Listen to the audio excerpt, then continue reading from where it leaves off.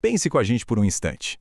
Como é matematicamente possível vencer uma batalha quando absolutamente todas as probabilidades humanas dizem que a derrota é inevitável? Imagina a cena: um exército muito menor, completamente cercado e ameaçado por uma força esmagadora de 1 milhão de guerreiros prontos para a destruição. Parece o fim trágico de uma nação, certo? Pois é, mas a resposta para essa crise impossível não está em nenhuma estratégia militar humana. Na verdade, ela se encontra no relato incrivelmente poderoso do segundo livro de Crônicas, no capítulo 14. Então vamos mergulhar nisso? Sejam todos muito bem-vindos a mais uma análise nossa. Hoje temos a oportunidade incrível de fazer uma jornada cronológica fascinante pelo reinado do rei Asa de Judá.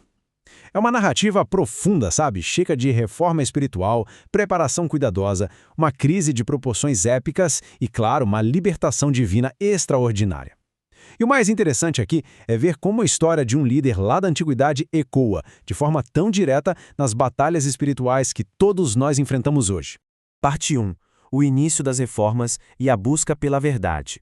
Para a gente entender de verdade a magnitude dessa vitória, precisamos dar um passo atrás e olhar para o comecinho do reinado de Asa. Quando o pai dele, Abias, morreu, Asa assumiu o trono de um povo que estava até o pescoço com a idolatria, super distante do Criador. Mas, com uma coragem inabalável, ele deu passos bem ousados para purificar Judá. O alvo principal dele, os postes ídolos, ou Asherim. Basicamente, eram troncos de árvores dedicados à adoração pagã da fertilidade, que ficavam ali lado a lado com altares profanos. Acabar com isso exigiu uma força imensa, porque significava bater de frente com tradições de gerações, até mesmo dentro da própria linhagem familiar. Mas Asa bateu o pé.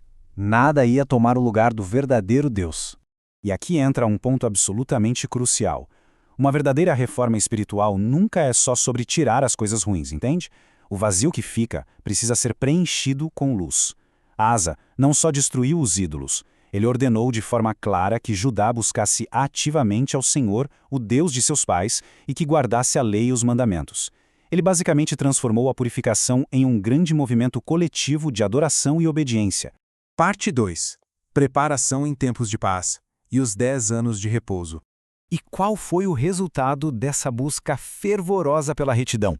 A Bíblia conta algo maravilhoso. Deus concedeu a Judá uma década inteira de paz. Foram 10 anos de repouso na terra. Mas, o que fazer durante a paz? Cruzar os braços?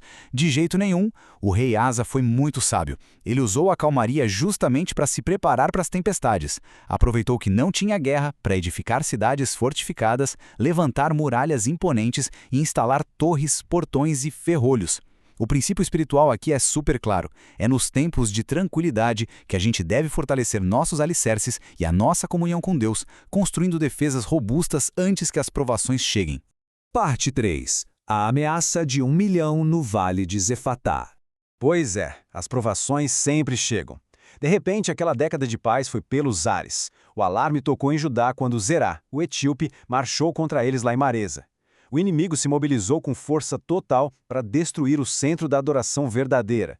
E olha a discrepância assustadora desses números. Do lado de Judá, Asa até conseguiu reunir 580 mil homens valentes, uma força e tanto. Mas do outro lado estava o maior exército registrado na Bíblia até aquele momento histórico. 1 milhão de soldados etíopes e, de quebra, 300 carros de guerra, que eram literalmente os tanques da antiguidade. A desvantagem era de dar calafrios. 1 milhão. Humanamente falando, era o fim da linha.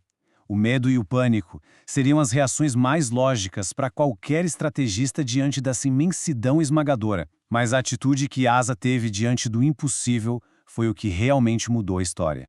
Parte 4. A oração da fé e a batalha do Senhor. Ao invés de recuar em desespero ou confiar só naquelas muralhas recém-construídas, Asa pegou a arma mais letal que ele tinha, a oração. Ele entregou o comando da guerra nas mãos do Senhor dos Exércitos, entendendo perfeitamente que não era só uma briga física, mas um embate onde o Criador precisava intervir. E aí ele faz essa oração que sobe aos céus, cravada para sempre no versículo 11. Senhor, além de ti não há quem possa socorrer numa batalha entre o poderoso e o fraco. Asa declarou que a futilidade do esforço humano é o palco perfeito para o milagre divino. E a resposta do céu foi avassaladora e imediata. O próprio Senhor interveio e feriu os etíopes ali mesmo, diante de Judá. O exército inimigo teve que fugir e o texto nos conta sobre uma vitória total. O povo de Deus os perseguiu até Gerar, e o inimigo caiu sem restar absolutamente nenhum. De 1 milhão, tombaram todos. Isso só prova que a minoria, quando está do lado de Deus, já é a maioria absoluta. Além dessa vitória épica, grandes despojos foram recolhidos de volta para Jerusalém. 4 lições espirituais. As aplicações de 2 Crônicas, capítulo 14. 2 Crônicas 14 relata a história do rei Asa de Judá, que fez o que era bom e reto aos olhos do Senhor. Ele removeu altares estrangeiros e lugares altos, quebrou colunas sagradas e cortou postes ídolos, incentivando o povo a buscar ao Senhor. Aqui estão algumas aplicações espirituais baseadas nesse capítulo. Busca pela retidão. Asa tomou medidas para remover a idolatria e restaurar a verdadeira adoração. Espiritualmente, isso nos lembra da importância de remover tudo em nossas vidas que nos afasta de Deus e buscar viver de acordo com seus mandamentos. Dependência de Deus em tempos de crise. Quando enfrentou uma grande ameaça militar dos etíopes, Asa clamou ao Senhor por ajuda, reconhecendo sua dependência total de Deus. 2 Crônicas 14:11.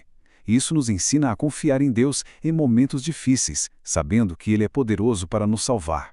3. Paz como fruto da obediência. Durante o reinado inicial de Asa, houve paz na terra porque ele seguiu o Senhor. 2 Crônicas 14, 6-7.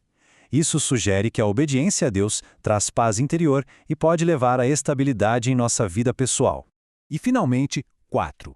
Liderança piedosa. Asa liderou seu povo a buscar ao Senhor e obedecer seus mandamentos. A aplicação espiritual aqui é sobre a influência positiva que podemos ter sobre os outros quando escolhemos liderar com integridade e fé. Essas lições espirituais podem inspirar-nos a viver uma vida mais dedicada e fiel ao nosso chamado cristão, buscando sempre agradar a Deus em tudo o que fazemos. Oração e compartilhamento. Buscando ao Senhor. Depois de caminharmos por verdades tão profundas, é um instante perfeito para acalmarmos nossos corações em comunhão. Oremos juntos. Querido Deus, agradecemos por nos mostrar através da história do rei Asa a importância de buscar a Ti com todo o coração. Ajuda-nos a remover de nossas vidas tudo que nos afasta de Ti e a confiar plenamente em Tua força em tempos de dificuldade. Que possamos liderar pelo exemplo, inspirando aqueles ao nosso redor a também Te seguirem com fidelidade. Concede-nos paz e sabedoria enquanto buscamos viver de acordo com Tua vontade. Em nome de Jesus, amém. Encerramos a nossa análise de hoje com uma pergunta fundamental. Quem mais precisa ouvir essa mensagem? A gente sabe que vivemos dias em que muitos enfrentam verdadeiros exércitos de ansiedades, medos e aflições. Por isso, a importância de compartilhar essa reflexão com outras pessoas é imensa.